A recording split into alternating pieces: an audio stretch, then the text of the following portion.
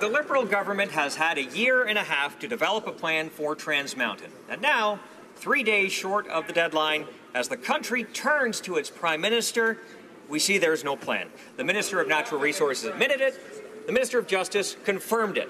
This national crisis never needed billions in taxpayers' money to solve. What it needed was a Prime Minister to lead. Unfortunately, we have run out of time. So, can the Prime Minister confirm for Canadians that there is no legislation coming forward to save the Trans Mountain expansion?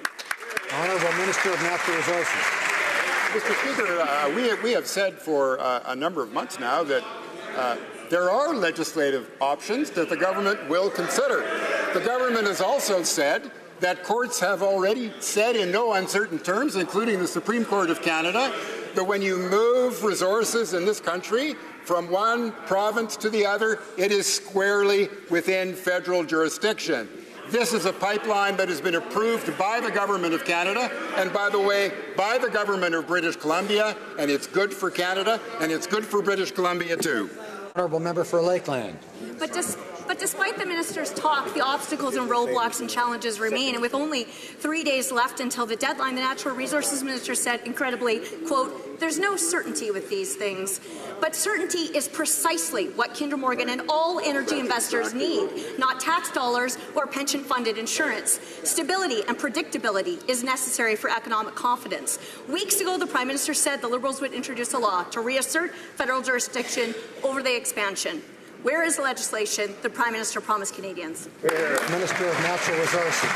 We understand that there has been quite a bit of uncertainty associated with the project, and that uncertainty comes from direct and indirect threats from the Government of British Columbia, who would use every tool in their toolbox to stop the project. Understandably, that means that those who are investing hundreds of millions of dollars and more in the project want more certainty than there was. That's precisely what the Prime Minister has asked the Minister of Finance to do. We're in the process of doing that right now.